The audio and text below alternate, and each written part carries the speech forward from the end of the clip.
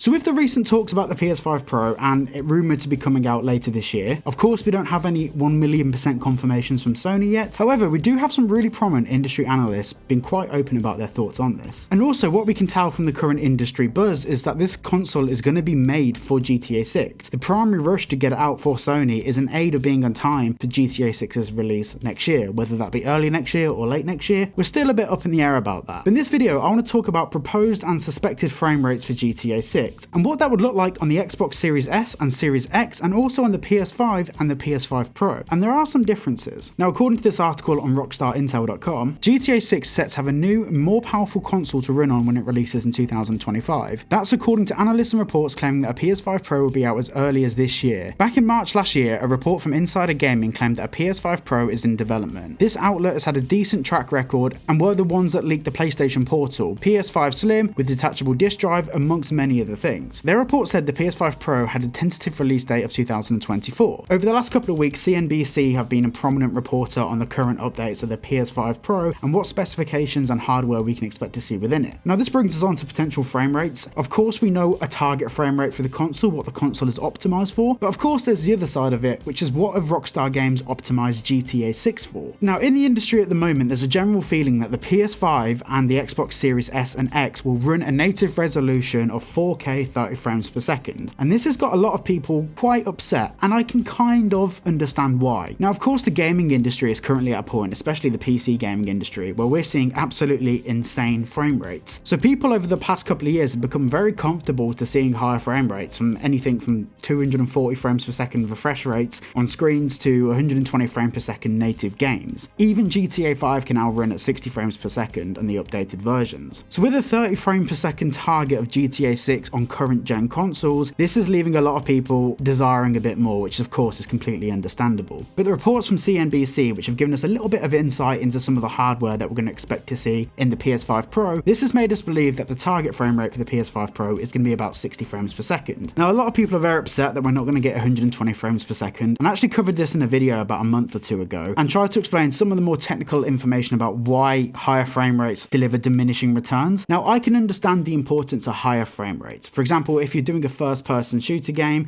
those higher frame rates are the difference between you seeing blur and not seeing blur. And motion blur is really important for especially competitive online gaming. But I'm going to argue a case that I can understand people are going to want to disagree with in the comments, but I'm really interested to hear your thoughts. Firstly, pretty much every blockbuster movie we see is shot at 24 to 25 frames per second. Yes, your favourite movies are all extremely low frame rates because naturally our eyes perceive motion blur in a natural way. For example, this video you're watching right now is filmed at 23.97 frames per second. Now with gaming, because you're inputting a control rather than just consuming the content that comes out of it, frame rates can be very important. But for Grand Theft Auto 6, I don't think having a massively high frame rate or even 60 frames per second is going to deliver that much benefit. And a lot of people are probably panicking hearing this news thinking, well, if it's not 60 frames per second, I'm just going to have to sell my PS5 and get a PS5 Pro, but I'm going to disagree there. 30 frames per second, if motion blur is managed correctly, can look absolutely incredible. Cutscenes will look better at lower frame rates. I mean, that whole GTA trailer was a 30 frames per second trailer, and it still looked incredible. And no one's going to be playing GT Online competitively in tournaments and stuff. That's not what the game's going to be designed for. And I find it very hard to believe a use case for 60 to 120 frames per second for GTA 6. I think it's very important to remember the context of the game, but I can also understand that the difference between 30 frames per second to 60 frames per second is actually a big leap, especially when it comes to gaming. I'm waiting to get the PS5 Pro, but if I currently had a PS5, the only reason I would sell it to get the PS5 Pro is because I'm a YouTuber that makes GTA content. I honestly don't feel like your PS5 users or Xbox Series S or X users are going to be losing out by not playing it at 60 frames per second. If it looked awful and it performed badly, Rockstar would not release it. But apart from the GTA trilogy, they released that. But you know what I mean. But now I want to talk about some other factors that actually do have a bigger importance to frame rates. So the first one is your screen. Now, a lot of people are complaining about not getting 60 frames per second, but the screen that they're watching it on is connected to their console can only deliver 30 frames per second. But also 60 frames per second screens won't be able to actually deliver 60 frames per second from the console. The main reason for that is the graphics card in the console, the output of the console, will trigger 60 frames per second, but your screen or display or whatever you're playing on won't be sampling it at exactly the same time as those frames are triggered out from the console. So your actual sample rate of the the screen might fall in between the samples that have been triggered from the console. So there's a very high chance that if you buy a PS5 Pro and your screen is a 60 frame per second screen, you're actually probably hitting a target of anywhere between 52 to 58 frames per second. Maybe even dropping a bit below that if the console's working extra hard and has to reduce frame rates. But another thing that can affect your perceived gameplay speed is your internet connection. Now when gaming online, you want to make sure that your internet connection is protected. But of course you also want to make sure that it's fast, especially in games such as GTA, which utilizes the peer-to-peer model. A perfect way to protect yourself online is with today's video sponsor, private internet access.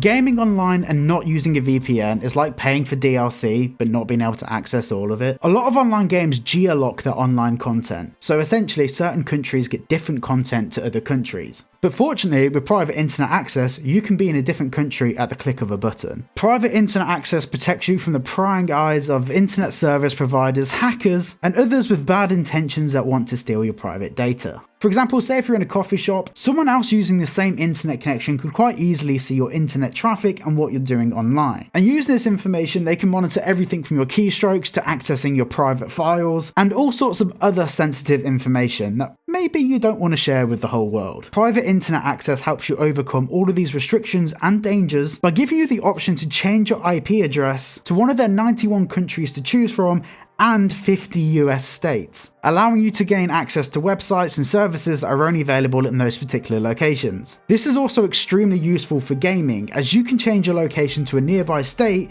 without having to ping your location to the other side of the world. When it comes to gaming where every single millisecond counts, this is a massive game changer. Private internet access is available for all platforms: iOS, Android, Mac, Windows PC, everything. It works on everything, it's mental. And you can use one private internet access subscription on as many devices as you want. And no, that's not one at a time. You can use it on an unlimited amount of devices all at the same time. So if you want to stay protected on the internet, use the link down below to save yourself 83% on private internet access. That's just $2.03 a month. And you also get 4 months completely free. So being able to have fast and secure internet is extremely important. It's far more important than an extra 10 or 20 frames per second on your display. And the last thing I want to talk about is my predictions for PC. Now, like I said, 60 frames per second I think will be the PC release as standard. But then again, that all comes down to your hardware. Can your screen sample that fast? Can your graphics card output that fast? But also, if you're going to mod GTA 6 or if there's going to be any additional programs running at the same time whilst you're running GTA 6, is your computer going to limit performance because of those other features? I think there's a lot more things that bear more relevance than frame rate, so I wouldn't be overly concerned. At the end of the day, if it was an extremely unstable product, and like I said before with like the GTA trilogy, even though that remaster wasn't the best, it wasn't a key core mainline product for Rockstar Games.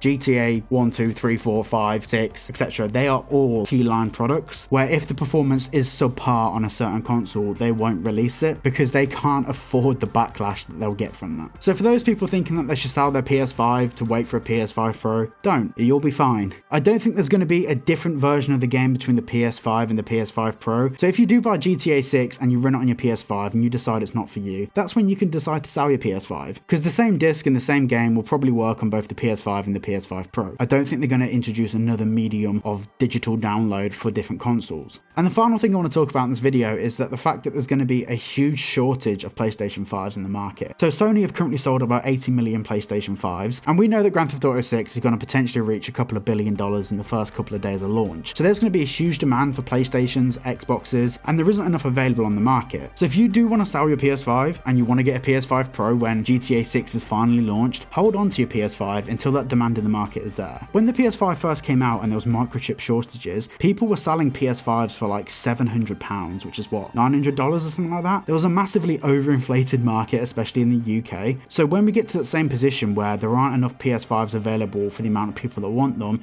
your PS5 will be worth more. So hold on to it for now. If you decide that you really want 60 frames per second and you want to hold off until we get that PS5 Pro, just wait, because it'll probably be worth it. So thank you all for watching today's video, and a massive thank you to Private Internet Access for sponsoring. Their link is down below, so go and check them out. So thanks for watching, and I'll see you all in the next one.